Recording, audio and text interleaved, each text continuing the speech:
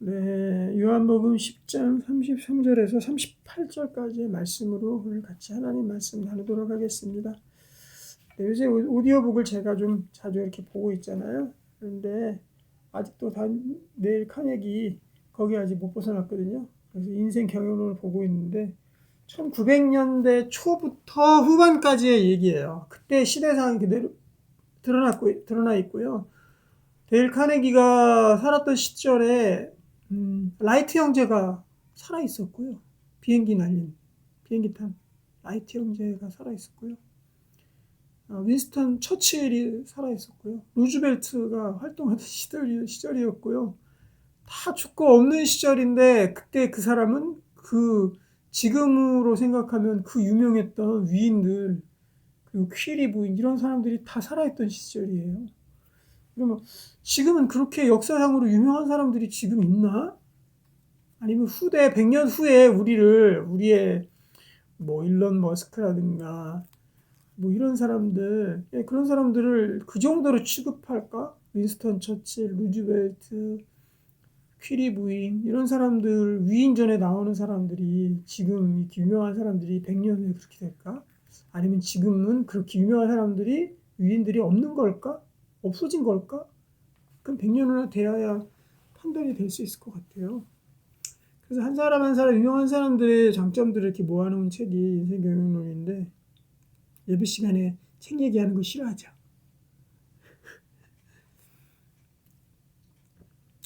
근데 이제 거기에 그 소프라노 중에 유명한 사람 얘기가 나옵니다. 그 사람이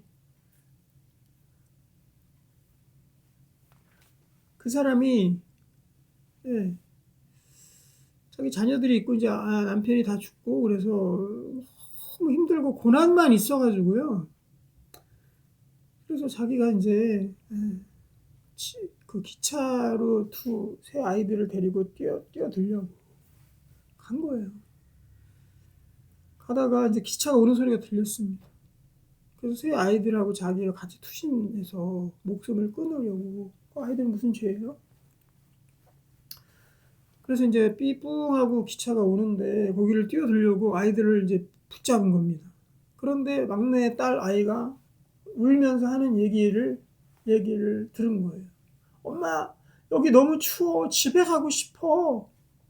그런데 그 여자 갑자기 정신이 번쩍 든 거예요. 내가 여기서 지금 뭐 하고 있지?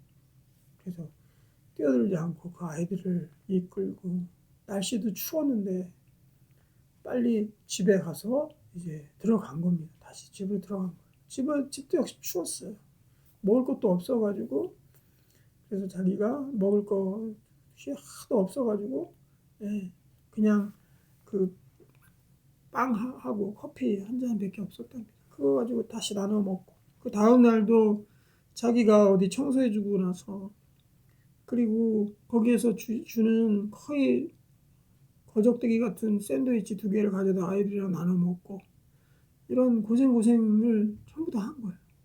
근데 그 여자가 누구였냐면은 20세기 초반에 가장 유명한 소프라노로 그렇게 선 사람이에요. 그런데 그러다가 우연히 이제 그때 당시에 있었던 대극장에서 잠깐 노래할 기회를 얻은 거죠. 그런데 그 노래를 듣고 난 사람들이 저 여인은 여기에 있을 사람이 아니구나 하면서 그때부터 이제 그 사람이 세계적 유명한 소프라노로 이렇게 활동을 하게 된 그 얘기가 이렇게 나옵니다.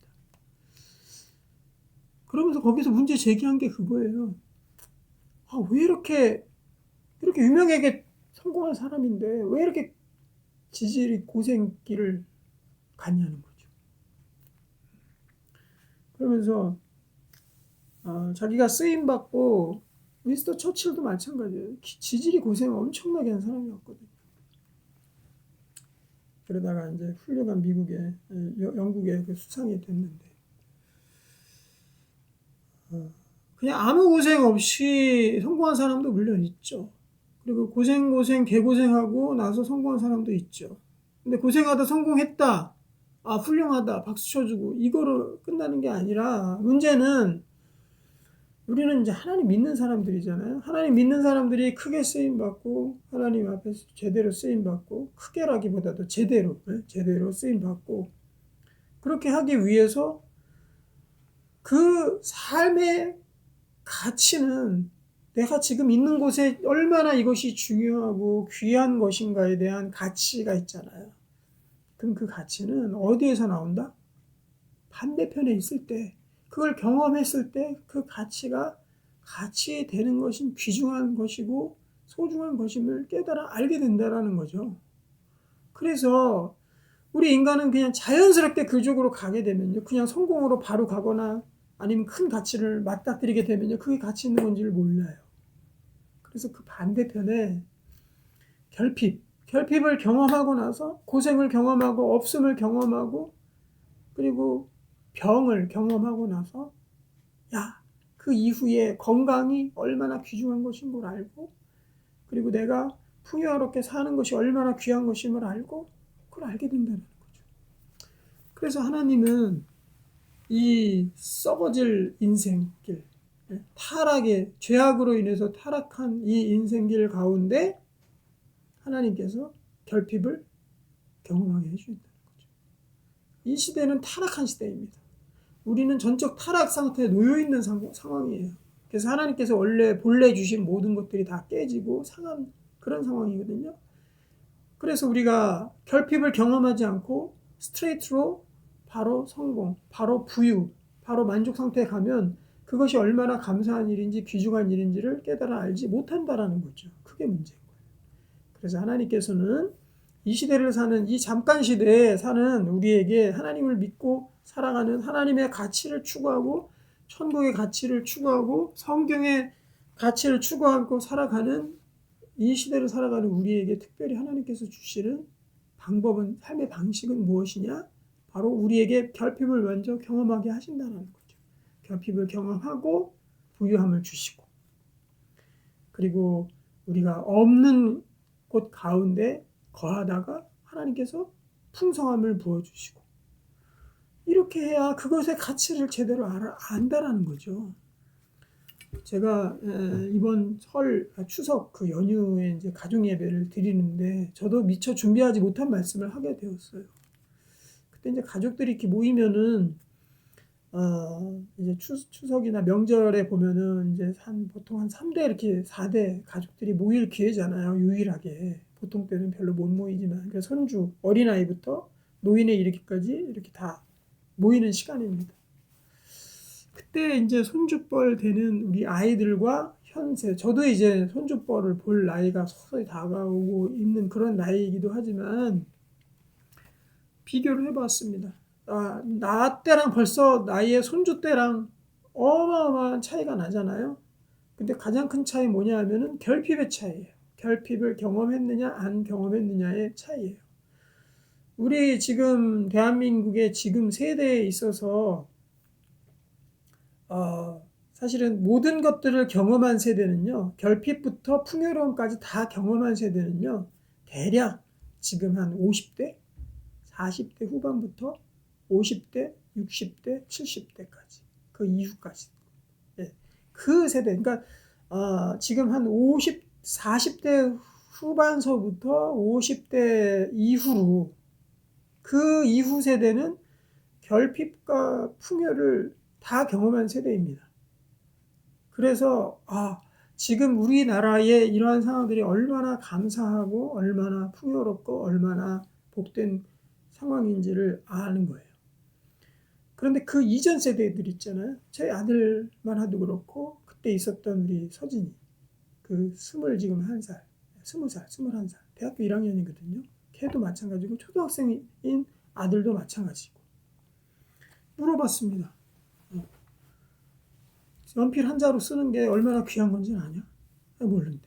그리고 뭘 쓰다가 질리거나 아니면 필요 없어지면 그냥 버린다는 거지. 그리고 새로 사면 되는 거예요.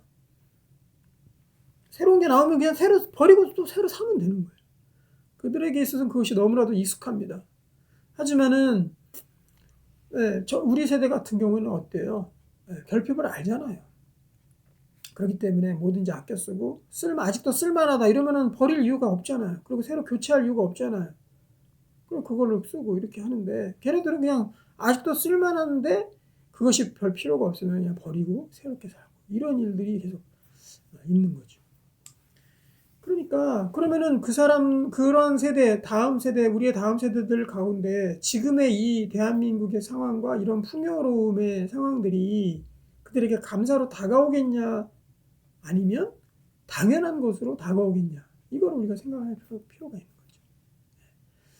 뭐 우리가 이제 뷔페 같은 데 가면은 먹지 않습니까? 음식을 먹는데 그냥 겉에는 버리고 속에 맛있는 거 먹고 나머지는 다 버려지고 어마어마한 아마 음식물 쓰레기 양이 이런 음식 뷔페 같은데 레스토랑 같은데 있을 건데 그거 보면서도 조금 미안한 생각 들지만 그런 애들은 어떻습니까? 그냥 그거 막 버리죠. 막 버리고 항상 풍요로운 가운데 있었기 때문에 그렇습니다. 그러면서 다시 데일 카네기 그 얘기로 가보면은 그 성공한 소프라노가 그랬다는 거죠. 내가 그동안 그렇게 고생한 우리 아이들을 데리고 남편도 없이 그렇게 고생한 시간들을 안 가졌다 면 지금의 내가 이렇게 하나님 앞에 특별히 이렇게 쓰임 받는 것에 대한 귀중함을 몰랐을 것입니다. 라고 고백을 한 거죠.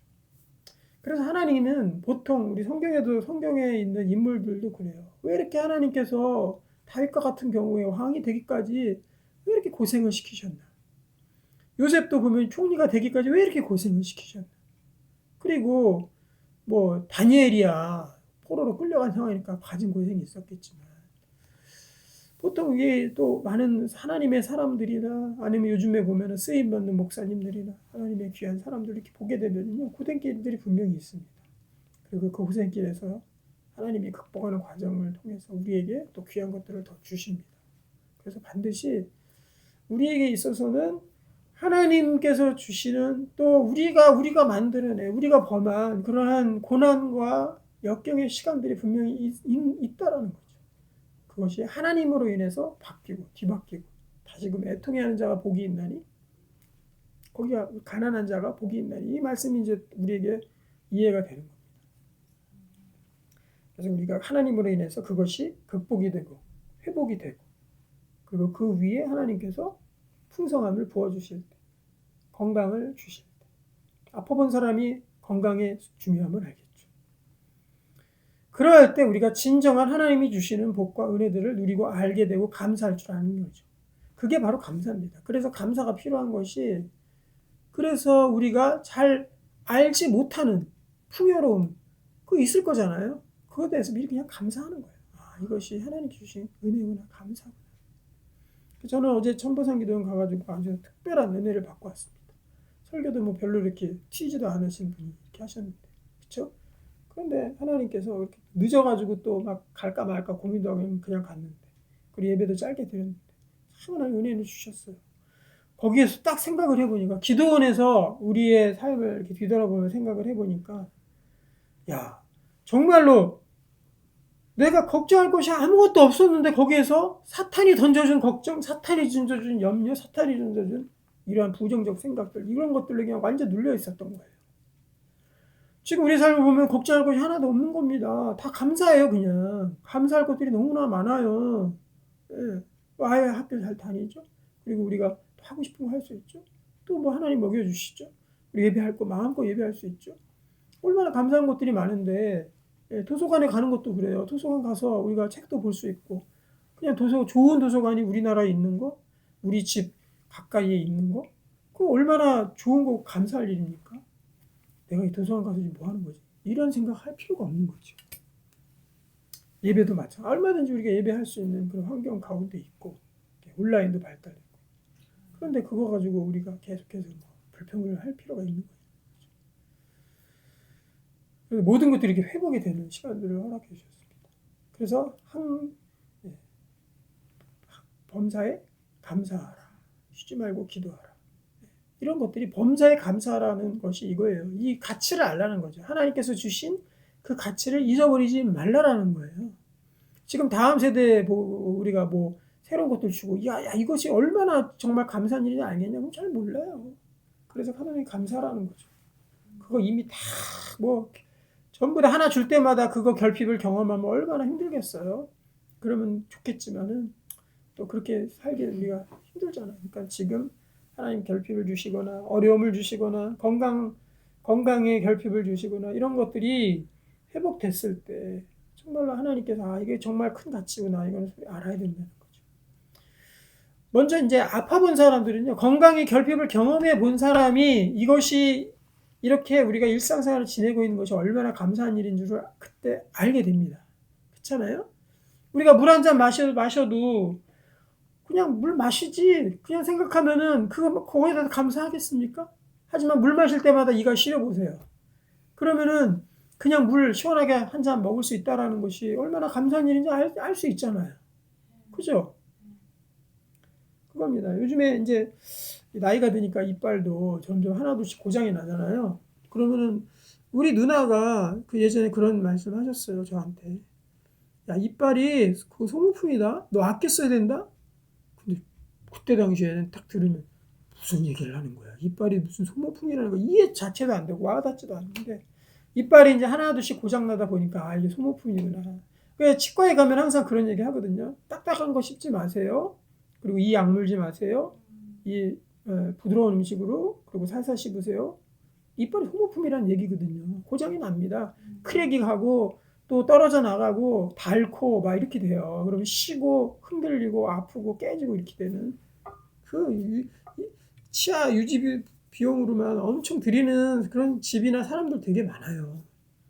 그래서 우리가 그것들을 감사를 할 수 있는 거죠.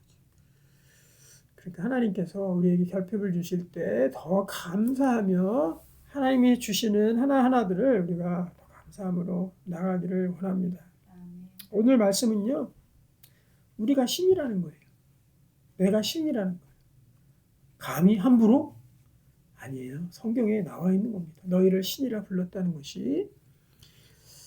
자, 예수님에 대해서 이제 많은 유대인들이 대적하는 사람들이 제일 문제 삼았던 것이 무엇이냐면 예수님 자신이 나는 하나님의 아들이다 하는 것을 참지를 못했던 거예요. 그래서 33절에 보면은 유대인들이 대답하되 선한 일로 말미암아 우리가 너를 돌려치르는 것이 아니라 신성 모독으로 함이니 이남이니 내가 사람이 되어 자칭 하나님이라 함이로다. 야, 네가 사람인데 어떻게 하나님이라 그러고 하나님의 아들이라 그래? 그 자체가 신성 모독 아니냐? 하고 예수님을 공격한 거죠. 그런데 33절에 예수님이 기가 막히신 대답을 하십니다. 예수께서 이르시되 너희 율법에 기록된 바 내가 너희를 신이라 하였노라 하지 아니하였느냐. 네, 이 말씀은 우리 34절의 말씀이죠. 34절의 말씀은 시편 82편 6절에 나오는 말씀이에요. 이거를 예수님께서 인용을 하신 거거든요. 여기 보면은 율법에 기록된 바 내가 너희를 신이라고 하였다. 사람한테 신이라고 한 거죠. 이 성경에 써 있는 거예요. 우리가 사람이 신이야? 네, 신입니다. 거기에 대해서 의미를 품잖아. 무슨 신이야? 하나님께 대적하는 거, 도전하는 거야? 성경에 써 있어요. 내가 너희를 신이라고 하였노라. 성경에, 그리고 예수님도 이 말씀을 인용하신 거예요. 왜냐? 35절에 다시 한번 보면은 성경은 패하지 못하나니 성경 말씀이 진리다라는 거죠. 하나님의 말씀을 받은 사람들은 신이라 하셨다. 이거죠. 하나님 말씀 받은 사람들 신이다. 하나님 말씀 받은 사람들 신이다. 왜 신일까? 우리가 하나님 말씀 받은 사람들이잖아요. 우리가 신인 거죠. 그럼 왜 신일까? 우리가 생각해 보면은요. 우리 영과 육에 대한 구별의 말씀들이 이 요한복음에도 굉장히 많이 있습니다. 육은 육이요, 영은 영이니. 영은 영으로라야 분별함이니라. 말씀처럼 이 사람에게 하나님이 부어주신 영이 있기 때문에 아마도 사람을 신이라고 표현을 하신 겁니다. 예수님도 신이라고 한 거예요. 왜냐하면 하나님은 영이시니 하나님의 그 존재 자체가 영으로 존재하시기 때문에 하나님은 영이시니 예배하는 자가 영과 진리로 예배할지니라. 이것도 요한복음에 나오는 말씀이고 하나님이 영이에요. 그럼 하나님이 영인데 하나님과 교제하고 하나님과 소통하고 하나님과 대화하고 그렇게 하려면 어떻게 됩니까? 우리 안에 영이 있어야 되는 거죠. 그래서 육은 무익하다. 살리는 것은 영이니. 살리는 게 뭐냐면 하나님과 우리가 대면하고 대화하고 하나님과 소통하는 게 살리는 것입니다. 하나님을 알지 못하면 죽는 거고. 그러면 육은 무익하니 살리는 것은 영이다. 이렇게 되어 있잖아요. 그럼 우리 속에 하나님과 소통할 수 있는 영으로서 하나님 빚으신 창조하신 바로 이 피조물이 우리인 거예요. 우리가 우리에게 있어서 육은 무익하다. 육은 육이고 영은 영이다. 구별되어 있다. 육은 무익하다. 살리는 것은 영이니. 그 뭐가 중요한 거예요? 영이 우선이죠. 영이 죽으면 육은 아무리 해봐야 아무 소용이 없는 거예요. 지옥 형벌 밖에 없는 거예요. 하나님을 알지도 못하는 존재로 끝나버리는 것이 육입니다. 그러니까 육을 다스리고 육을 함께 하나님께로 끌고 갈 수 있는 그거는 영인 거예요. 영이 중요한 거죠. 영이 전부입니다. 그래야 육이 살아나거든요. 영이 죽으면 육도 다 죽는 거예요. 하지만 육은 영을 살리지 못합니다. 절대로. 육은 육으로 끝나는 거예요. 그렇기 때문에 우리에게 있어서 중요한 것은 영이다.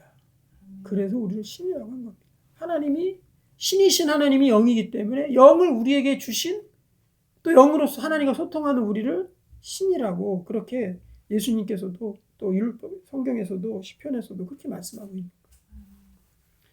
그러니까 우리 인간이요 얼마나 대단한 존재예요. 우리가 신이라는 거 신과 소통할 수 있는 신적 존재라는 거예요. 그냥 우리가 자체가 신 하면은 어울리지 않죠. 신 하면 이상하죠. 반발이 들죠. 우리가 어떻게 신이야? 신. 하지만 성경에서 신이라 그러고 그래서 우리는 신이라고 표현하기보다도 신적 존재다 이렇게 얘기하면은 그게 잘 적당할 것 같아요. 우리는 신적 존재다. 우리가 신과 같은 존재다. 우리 옆 사람에게 한번 인사를 합시다. 당신은 신입니다. 내가 신이에요. 이상한 쪽으로 생각하지 마시고요. 신들렸다. 뭐 이런 거 생각하지 내가 귀신이야 이런 생각하지 마시고요. 우리가 하나님과 같은 영적 존재로 지음을 받은 사람들이다 라는 거죠. 네. 이 말씀에 대해서는 유대인들도 다 아는 말씀을 인용하셨습니다. 그러니까 예수님께서는 무슨 논리를 펴실 때 반드시 성경 근거 구절을 가지고 논리를 전개해 나가셨어요. 그들을 반박할 때, 논증할 때, 또 그들과 같이 쟁론하실 때, 변론하실 때 반드시 성경의 말씀을 근거 삼아서 그 말씀을 그들이 꼼짝 못하도록 하나님 말씀을 전했다는 거죠. 그래서 이 시편 82편 6절 말씀을 인용하시면서 뭐 이렇게 내가 하나님의 아들이라고 한 것에 대해서 너희들 그렇게 과민 반응을 하니 성경에서 너희도 신이라 그랬어. 너무 오버하지 마. 이렇게 이제 말씀하신 거죠. 깜짝 놀란 사람들이 반박을 못하는 것입니다. 야, 내가 신적 존재구나. 그러니까 우리에게는 분명히 우리 인간에게 있어서도 신적 요소들이 굉장히 많다라는 거야. 신적 요소들이 이 육을 다 뒤덮고 있는 거예요. 하나님께서 우리를 이 땅 가운데 3차원의 세계에서 하나님의 동산에서 살게끔 육을 만드신 것이고요. 그 나머지는 다 신적 요소로 채워져 있는 것입니다. 그럼 우리가 하나님께 막 찬양을 해. 육만 있다면 그게 가능하겠습니까? 그래서 이 육적 요소로만 이루어진 것들이 바로 동물들이에요. 그 동물은 하나님 찬양하고 하나님께 전혀 반응하지 못하잖아요. 물론 하나님의 영향권 아래에 있지만 동물이면 하나님 찬양하고 그렇게 못합니다. 하나님과 소통하고 이런 거 못합니다. 그냥 동물은 보는 대로 살아가는 거예요. 하지만 인간은 하나님께서 신적 존재로 만드셨어요. 그래서 우리의 모든 것들이 하나님을 찬양한다. 이거 얼마나 신적인 행동입니까? 그렇죠? 예배가 뭐예요? 신이신 하나님과 소통하고 접촉하는 시간입니다. 그리고 함께 공유하고 교제하는 시간이에요. 접신으로는 우리는 설명이 다 안 돼요. 세상에서는 접신화도 와 접신했어 하고 난리지만 접신이라는 것은 잠깐 신하고 연결되는 거지만 그 수준을 넘어선 겁니다. 우리에게는 완전히 하나님과 하나 되고 접신 상태가 아니야. 하나님과 하나 되고 그리고 성령께서 우리 안에 접신이 아닙니다. 우리 안에 완전히 거하시고 우리 육체 가운데 완전히 거하시고 하나님의 영으로 말미암아 하나님도 거하시고 예수님도 거하시고 완전히 신이신 하나님과 하나 되는 그런 신적 존재라는 거예요. 예배드리고 하나님께 찬양하고 그리고 하나님 말씀을 듣고 아멘으로 감동에 와 닿았고 그것에서 감동의 영이신 성신께서 이제는 성령을 성신이라고 불렀잖아요. 성신께서 우리 마음을 진동을 일으키시고 감동을 일으키시고, 감동이 뭡니까? 떨리는 거잖아요. 움직이고 떠는 거잖아요. 감정이 동하는 거잖아요. 그러니까 성신께서 우리의 마음을 뒤흔들어 주고 진동을 일으켜 주시고, 때로는 우리 병도 고치시고 우리 육도 고치시는 그 성신께서 우리와 함께 하시고, 또 우리가 소통할 때 하나님 부르고 하나님도 응답을 내가 귀담아 들을 수 있고 알아들을 수 있고, 하나님께서 오늘 나에게 말씀하시는 것을 알아들을 수 있고, 이 모든 것들이 다 있는데 어떻게 우리가 신적 존재가 아니냐고요. 그렇죠? 이 말 이상하게 당황스럽게 들을 필요가 없는 거죠. 이제 이해가 되는 거죠. 야, 내가 신적 존재구나. 하나님 나를 신의 요소로 만드셨구나. 그렇겠죠. 하나님께서 자기의 형상을 따라 자기의 모양대로 우리가 사람을 만들자, 닮은 꼴로 만드신 겁니다. 그러면 신이 만드신 인간의 모습은 당연히 그 안에 신적 요소들이 너무나도 넘쳐나겠죠. 그렇게 귀하게 우리를 만드신 인간, 이 존재가 바로 우리 사람들이다 하는 것들을 듣고, 그러니까 이 육은 무익하고 살리는 것은 영이니까 우리가 영적인 활동들을 많이 해야 되겠죠. 그래야 우리 영이 살아서 하나님과 더 가까이, 하나님과 더 소통하며 살 수 있는 겁니다. 그래, 육적인 활동, 그래, 우리 삶에 지난번에 말씀드렸지만 우리의 삶 속에서 육적인 활동 그리고 영적인 활동들이 분명히 많이, 그 요소들을 우리가 그 비율을 볼 수 있어요. 영역을 볼 수 있어요. 그리고 육적인 활동들 있죠. 분명히 있습니다. 많이 있습니다. 그리고 영적인 분야가 있습니까? 여러분 삶 속에 분명히 많이 있습니다.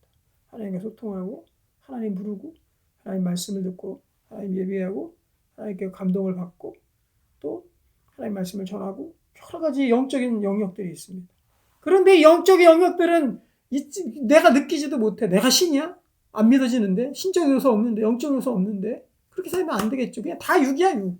99%가 다 육. 그래서 기도할 때 잠깐 영 갈랑말랑 하다가 끝나고, 예배 와서도 영 좀 이렇게 일어서려고 그러면 자버리고, 딴 생각해버리고, 그리고 안 오고. 그러니까 영이 자꾸 쪼그라드는 겁니다. 그러니까 하나님과 소통을 못하는 거예요.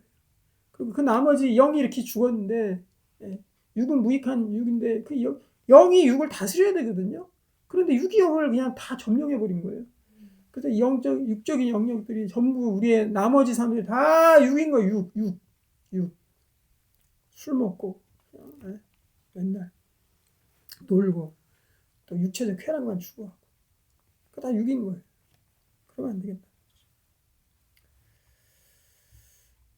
자, 그래서 내가 하나님이다의 아들이라는 것을 예수님이 이제 말씀해 주시는 거예요. 36절에 하물며 아버지께서 거룩하게 하사 세상에 보내신 자가 나는 하나님의 아들이라 하는 것으로 너희가 어찌 신성 모독이라 하겠느냐, 이놈들아.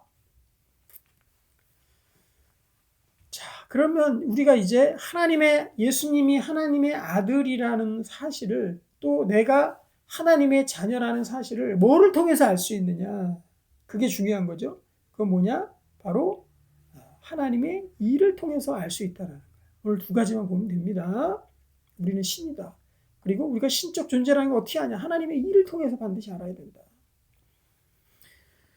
그냥 감으로 아는 게 아닙니다. 예? 그냥 맹목적 믿음으로만 아는 게, 하나님을 아는 게 아닙니다. 하나님을 인식하고 예수님이 되심을 알고 우리가 신적 존재라는 거 아는 거, 그 증거들이 있어야 될 거 아니에요? 그 증거들 뭐냐? 하나님의 일이라는 거. 하나님의 일. 그걸 통해서 알아. 37절. 만일 내가 내 아버지의 일을 행하지 아니하거든 나를 믿지 말려니. 여기 분명히 말씀하잖아요. 예수님께서. 예수님이 하나님의 일을 행했기 때문에 그 일을 통해서 알으라는 거죠. 내가 하나님의 아들이라는 사실을. 내가 일 안 했으면 죽은 자를 일으키고 무리를 걷고 병든 자를 고치고 눈먼 자를 뜨게 하고 귀머거리를 고치고 이런 일들을 안 했으면 너희가 나를 안 믿어도 돼. 하지만 이런 일을 했으니까 그것이 하나님의 일임을 알고 하나님을 알라라는 거죠. 그러니까 우리 하나님은 얼마나 명확하게 우리에게 증거들을 보여주신 하나님입니까? 세상에 다른 종교에서 증거 들이대는 종교 있어요? 없어요. 전통과 그냥 조상 때 해온 거니까 두려워서 조금 내가 이 땅에서 조금 더 편하게 잘 살아보려고, 돈 좀 태워보려고, 복 좀 더 받아보려고 그 수준에서 벗어나질 못합니다. 다른 종교들은.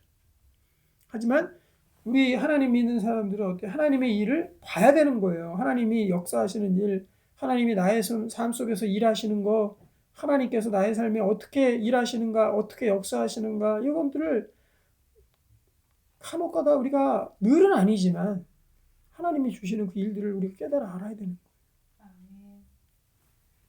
이거 하지 말라고요. 자, 38절 보겠습니다. 내가 행하거든 나를 믿지 아니할지라도 그 일은 믿으라. 얼마나 예수님께서 백보양보해서 말씀하시는 거예요. 우리를 이해해 주시고 우리에게 납득이 되도록 양보해서 말씀해 주시잖아요. 강압적으로 말씀 안 하시잖아요. 내가 행하거든 나를 믿지 아니할지라도 그 일은 제발 믿어라. 내가 한 일들이 있지 않니? 그 일 때문에 나를 믿어라 라는 거죠. 그러면 너희가 아버지께서 내 안에 계시고 내가 아버지에 있음을 깨달아 알리라 하시니. 그러니까 예수님께서 행하신 일을 믿으면 바로 이 신적인 존재로서의 우리가 완성이 되는 것입니다. 39절 그들이 다시 예수를 잡고자 했으나 그 손에서 벗어나 나가시니라. 38절이 핵심 구절입니다. 하나님의 일들을 우리가 보자. 그래서 오늘 말씀 정리하면 두 가지예요. 우리는 신적인 존재, 영적인 존재다. 우리 영적인 영역에 많이 거해야 된다. 영적인 일들을 많이 해야 된다. 그러면 하나님의 일들이 벌어진다는 거예요. 그 일을 보고 하나님께서 나에게 역사하신 일들이 크구나. 하나님 살아계시구나. 지금도 일하시는구나. 하나님 나의 가운데 철저하게 일하시고 지금도 역사하고 계시는구나. 이런 거 안다는 거예요. 영이 다 죽어있으면 하나님 모르지. 영이 깨어있고 영이 활동하고 영적 영역이 더 우리 가운데 넘쳐난다라면 그러면은 우리는 하나님의 일들을 경험하고 하나님으로 인해서 동행하고 하나님을 체험할 수 있다는 겁니다. 그래서 우리 가운데 하나님의 일들이 많이 벌어져야 돼요. 그 일들이 벌어져야 우리의 신앙이 유지가 되고 우리의 신앙이 더 탄력을 받고 힘이 생긴단 말이에요. 하나님의 일들이 우리 가운데 있지 아니하면은 하나님의 일도 없어. 영적인 것도 없어. 그러니까 하나님 부인하는 거, 하나님 없는 것 같은 거예요. 하나님 떠나고. 그렇게 되는 겁니다. 그래서 우리는 철저하게 우리의 예배부터 영과 진리로 예배한다 그랬잖아요. 하나님 말씀이 있고 그것을 영으로 풀어내고 영적인 접근을 하고 하나님께 영으로 소통하는 이 예배부터 우리가 영적인 예배로 살아나야 돼요. 여기서부터 시작이 된 모든 게. 그러니까 예배가 영적 예배냐? 그래 하나님께 예배하는 자들은 영과 진리로 예배하는 게 어마어마한 말씀이에요. 예배부터 영적인 예배로 세워지고 그 예배가 퍼져나갔을 때 우리 성도들에게 영적인 영향력이 미쳐지고 삶 속에서 영을 경험하게 되고 하나님의 일을 경험하게 되고 이 모든 일들이 영적 예배로 시작된다는 거죠. 말씀에 기반한 예배, 영적 예배가 이 예배 가운데 영으로 살아있는 예배가 되어야 우리의 모든 삶의 영역에서 영적인 영역이 되살아나고 하나님의 일이 시작이 되고 하나님의 역사가 일어나고 이 모든 일들이 일어나게 됩니다. 그래서 우리가 이 신적인 존재로서의 우리들의 삶을 잘 깨닫고 영적인 일들에 많이 거하시기 바랍니다. 예배 자리 많이 나오시고 하나님 말씀 가운데 거하시고 이번에 우리 나눔 성경 리바이블 선교회 홈페이지도 업그레이드를 했습니다. 그래서 이 성경 묵상 이것도 좀 업그레이드를 했어요. 신버전으로 좀 교체를 이번에 했습니다. 그래서 더 좋게 나중에 좀 유료로 전환할지 그건 모르겠지만은 많이 오셔서 말씀 좀 많이 읽으십시오. 큐티 말씀으로는 부족해요. 그래서 신약 한 본문, 구약 한 본문 하루에 이렇게 2개씩 잘 읽으셔가지고요. 영적으로 이게 먼저 돼야 영적인 삶이 되는 겁니다. 그래서 무장하시고 하나님 만나시기 바랍니다. 여러분들 신적 존재입니다. 여러분들 신입니다. 하나님과 소통할 수 있는 신적인 존재로서 살아가는 여러분들 되시길 주님의 이름으로 축복합니다.